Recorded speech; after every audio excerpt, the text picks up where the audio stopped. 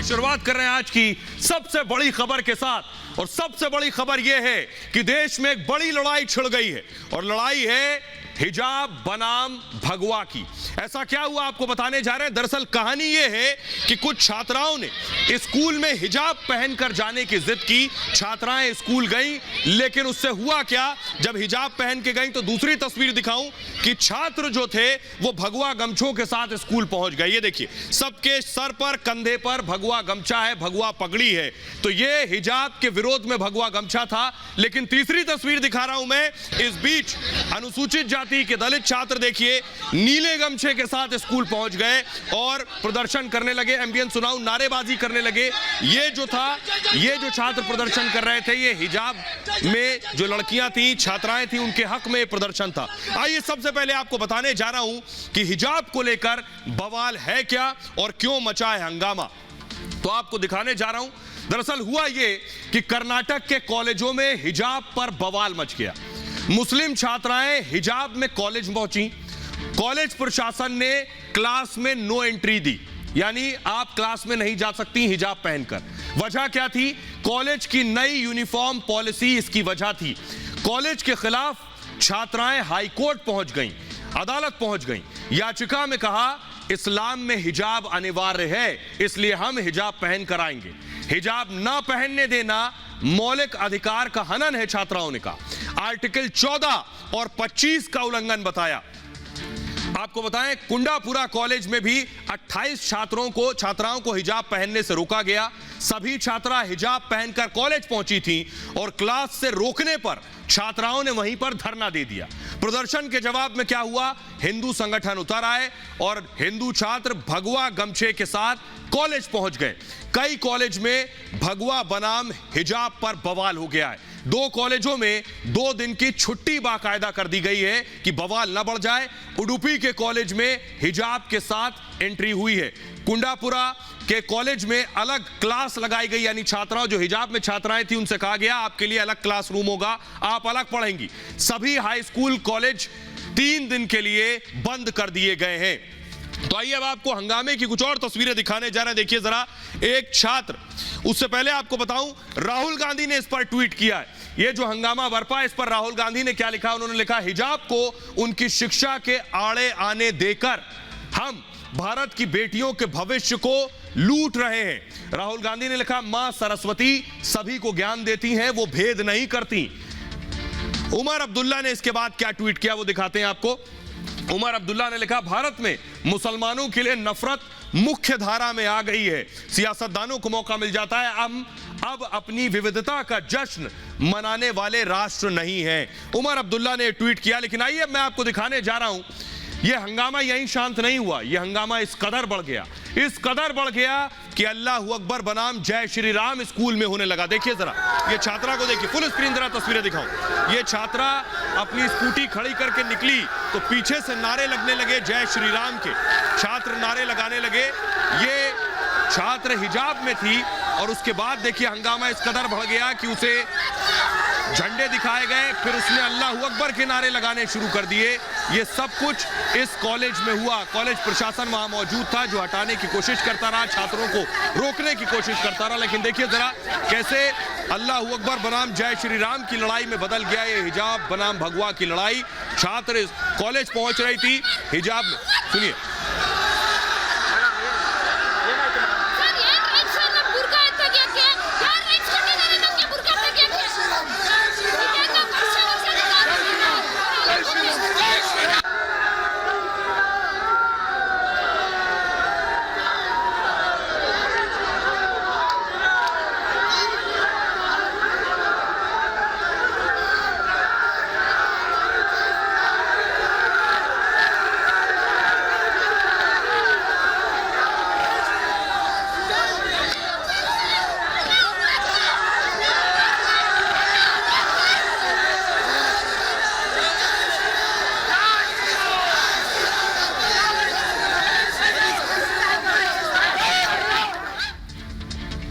तो ये जब हंगामा इस कदर बढ़ गया तो पुलिस को एक्शन लेना पड़ा। तस्वीरें दिखाता हूं आपको, ये देखिए जरा।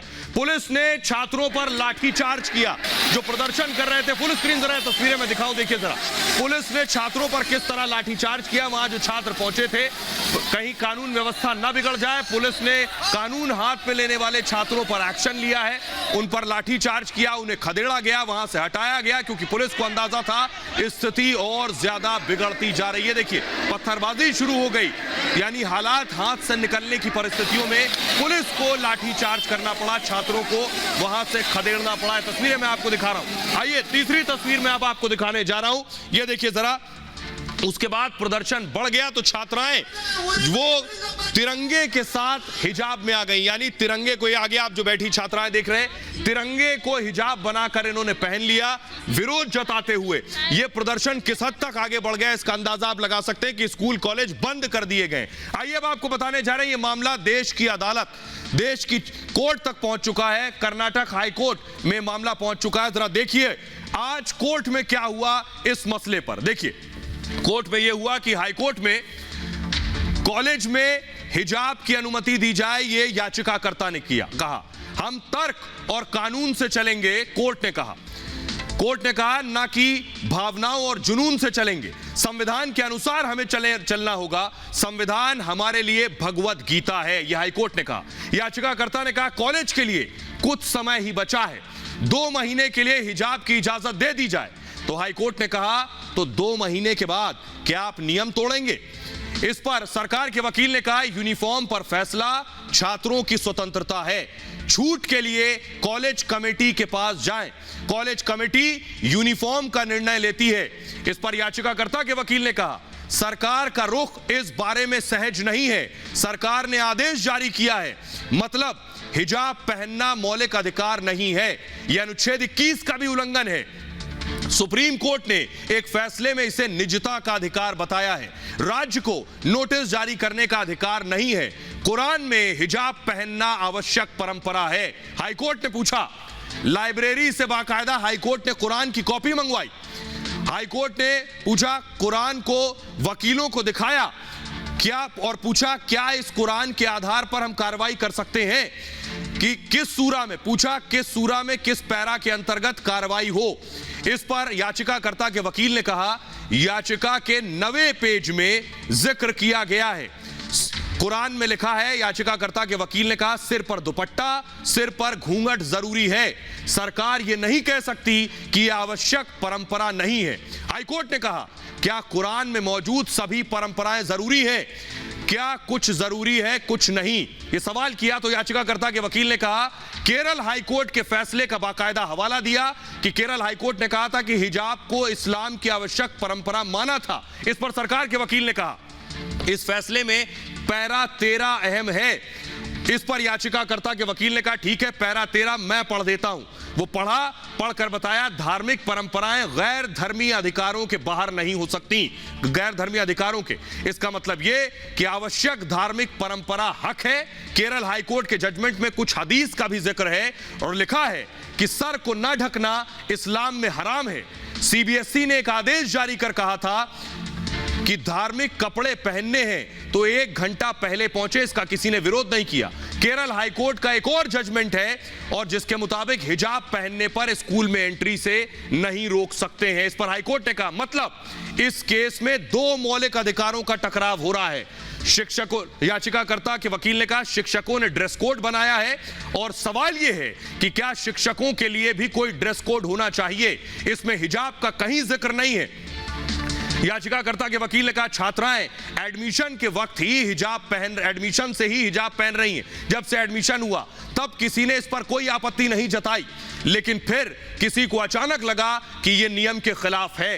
किसी को परेशान या अफरा तफरी मचाना हमारा मकसद नहीं है। दाखिले से लेकर कुछ दिन पहले सब कुछ सही चल रहा था, मैं एक ब्राह्मण हूं, जनेऊ पहनता हूं, तो क्या मुझे स्कूल में एंट्री नहीं देगा?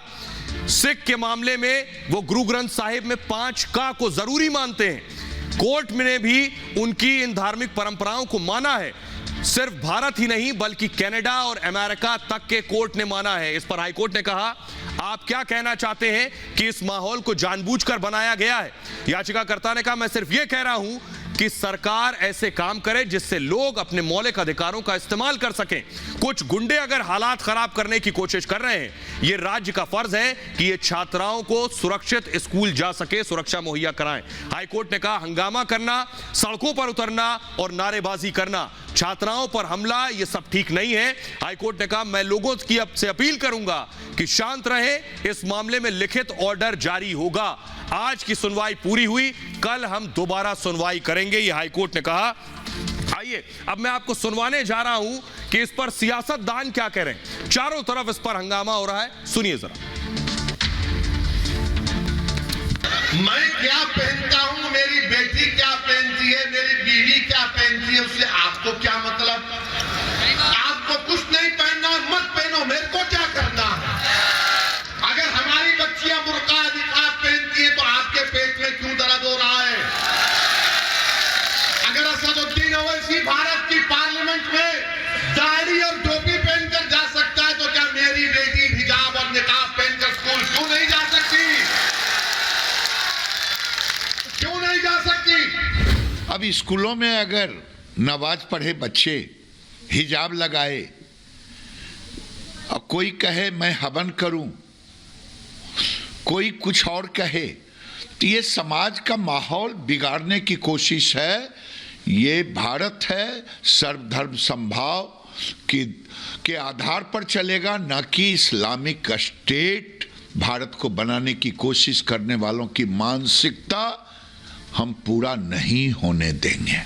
अब पुराने मुद्दे तो चल नहीं पा रहे हैं, लव जिहाद और इस तरह की जो दूसरी चीज़ें थी वो तो हो गई हैं ख़त्म, उन पर लोगों ने तवज्जो देना बंद कर दिया है। कर्नाटक के अंदर कभी भी हिजाब पर कोई सवाल नहीं उठा। ये बीजेपी की सरकार जो इस बार आई है वो इस तरह के मुद्दों को ढूंढ रही है। भाषा, पोशाक, भोजन, खाने के तरीके आदि को लेकर के देश के बंटवारे की। और आइए आगे बढ़ते हैं। आज की एक और बड़ी खबर। आज देश के प्रधानमंत्री नरेंद्र मोदी ने राज्यसभा में बताया कि कांग्रेस ना होती तो क्या होता। जी हां, प्रधानमंत्री आज राज्यसभा में जमकर गरजे और इतना गरजे, इतना बरसे कि आज कांग्रेस को लताड़ते हुए देश के सामने बताया कांग्रेस बड़ी बड़ी बातें करती है, लेकिन आज देश को जानना चाहिए कि पीएम ने कहा कांग्रेस ना होती तो क्या होता। प्रधानमंत्री ने कहा कांग्रेस ना होती तो लोकतंत्र परिवारवाद से मुक्त होता, कांग्रेस ना होती तो भारत स्वदेशी संकल्प के रास्ते पर चलता, कांग्रेस ना होती तो इमरजेंसी का कलंक ना होता, यह कहा पीएम मोदी ने। कांग्रेस ना होती तो देश में भ्रष्टाचार ना होता, कांग्रेस ना होती तो जातिवाद क्षेत्रवाद की खाई ना होती, कांग्रेस ना होती तो सिखों का नरसंहार ना होता, कांग्रेस ना होती तो पंजाब आतंक की आग में न जलता, और कांग्रेस ना होती तो कश्मीरी पंडितों ने घाटी ना छोड़ी होती, कांग्रेस ना होती तो बेटियां तंदूर में ना जलती, और कांग्रेस ना होती तो बिजली पानी का इंतजार ना करना होता। प्रधानमंत्री ने हमला करते हुए क्या कुछ कहा राज्यसभा में, जरा वो सुनिए, और उस पर राहुल गांधी शाम को सामने आए और जवाब दिया, वो भी सुनिए। अगर महात्मा गांधी की इच्छा के अनुसार कांग्रेस न होती तो क्या होता? लोकतंत्र परिवारवाद से मुक्त होता, भारत विदेशी चश्मे के बजाय स्वदेशी संकल्पों के रास्ते पर चलता। अगर कांग्रेस न होती तो इमरजेंसी का कलंक न होता, अगर कांग्रेस न होती तो दशकों तक करप्शन को संस्थागत बनाकर नहीं रखा जाता, अगर कांग्रेस न होती तो जातिवाद और क्षेत्रवाद की खाई इतनी गहरी न होती, अगर कांग्रेस न होती, अगर कांग्रेस न होती तो सिखों का नरसंहार न होता, सिखों का नरसंहार न होता, सालों साल पंजाब आतंकी आग में न जलता, अगर कांग्रेस न होती तो कश्मीर के पंडितों को कश्मीर छोड़ने की नौबत न आती, अगर कांग्रेस न होती, अगर कांग्रेस न होती तो बेटियों को तंदूर में जलाने की घटनाएं न होती,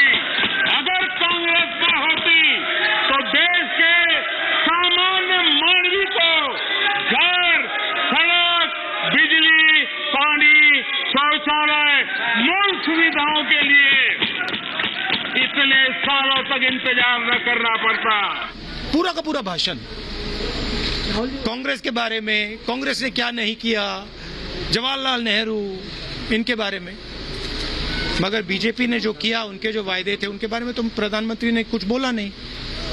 तो कुछ ना कुछ तो है, डर तो है, डरते हैं थोड़ा कांग्रेस से, थोड़ी घबराहट है, क्योंकि कांग्रेस सच्चाई बोलती है, उनका पूरा मार्केटिंग का धंधा है, तो झूठ फैलाया हुआ है, तो अंदर डर तो होगा। और वो दिखा, वो पार्लियामेंट में दिखा। तो आपने सुना, ये खबरों में आगे बढ़ते हैं। बात उत्तर प्रदेश चुनाव की करते हैं। उत्तर प्रदेश चुनाव में दीदी की एंट्री हो चुकी है, कल बताया था, लेकिन ममता का यूपी में अब बड़ा खेला है। क्या ऐसा खेला होगा? सवाल यह है। योगी आदित्यनाथ को शिकस्त देने के लिए बाकायदा इस मकसद से ममता बनर्जी लखनऊ पहुंची। दूसरी तस्वीर जरा मैं दिखाऊं, अखिलेश यादव के साथ दीदी ने आज मंच साझा किया, प्रेस कॉन्फ्रेंस की और योगी पर जमकर बरसी। क्या योगी आदित्यनाथ को हराने के लिए ममता लखनऊ पहुंची है? क्या उसमें कामयाब होंगी? सबसे पहले आपको दिखाता हूं ममता ने योगी पर क्या हमला किया और ममता ने क्या क्या कहा। ममता ने कहा, योगी आ जाएंगे तो सबको खा जाएंगे। इस तरह की भाषा का इस्तेमाल किया योगी के लिए।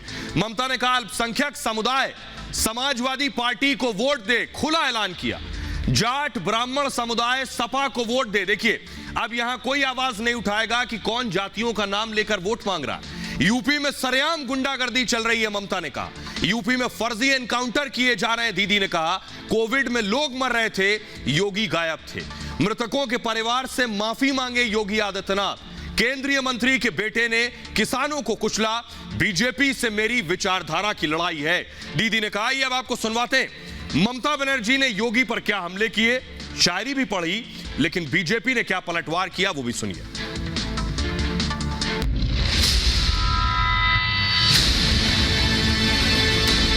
रोशनी चांद से होता है, सितारों से नहीं।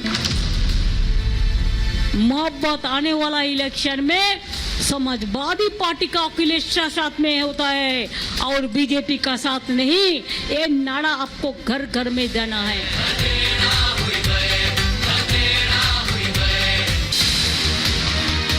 योगी को हराने के लिए दीदी अखिलेश के साथ आ खड़ी हुई है, लेकिन ममता बनर्जी की ये मोहब्बत सियासत के बड़े सियासी मायने हैं, जो यूपी की सियासत से होकर दिल्ली तक जाते हैं।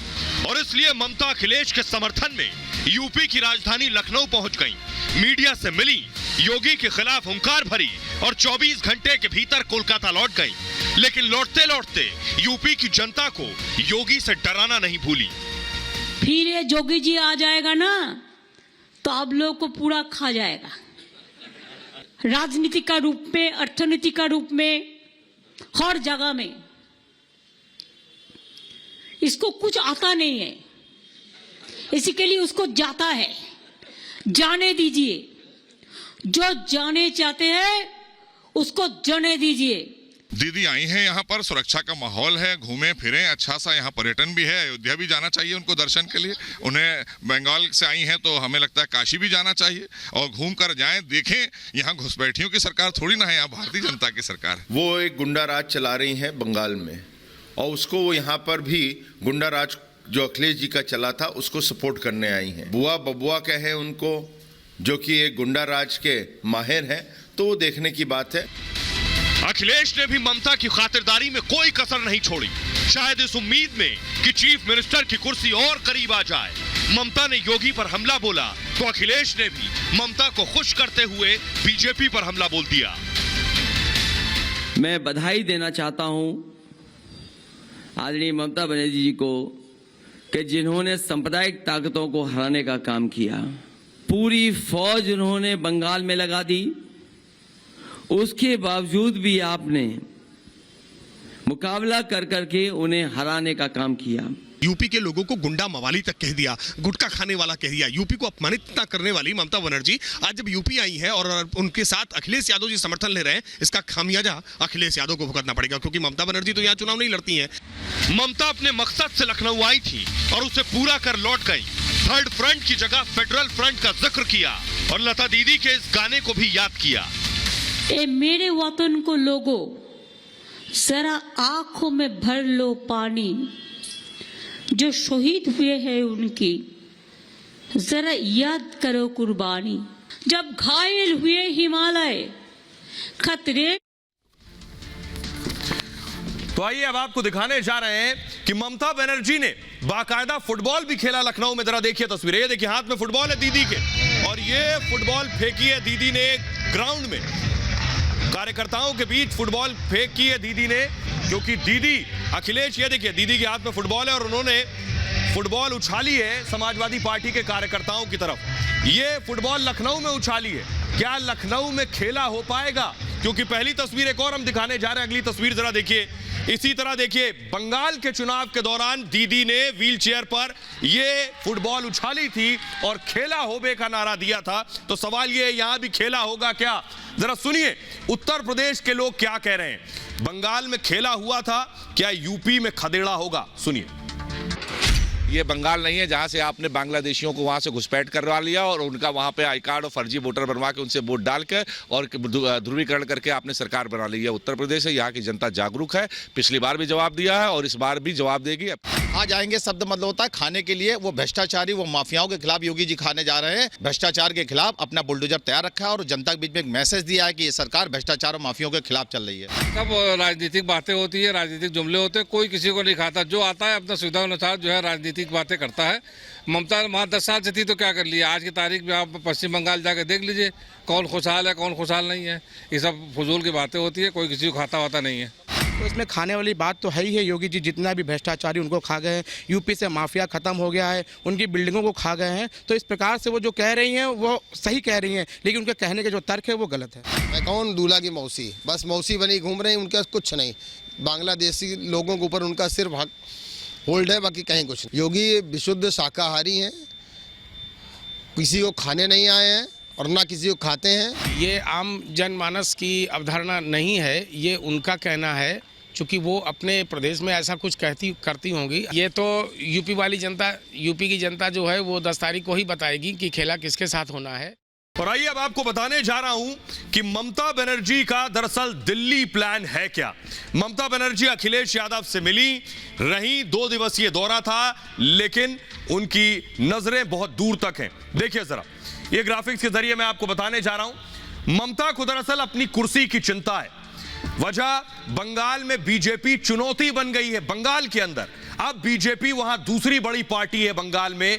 ऐसे में ममता बीजेपी को रोकना चाहती हैं, थामना चाहती हैं। ममता बीजेपी से बदला भी लेना चाहती हैं, क्योंकि इसलिए उनकी नजर दिल्ली की कुर्सी पर है कि दिल्ली से बीजेपी को हटाएंगे तो बदला पूरा होगा। और इसके लिए छोटे दलों का साथ बहुत जरूरी हो जाता है, क्योंकि कांग्रेस से ममता की बात बन नहीं रही है, इसलिए वो अखिलेश के साथ खुलकर खड़ी दिख रही हैं।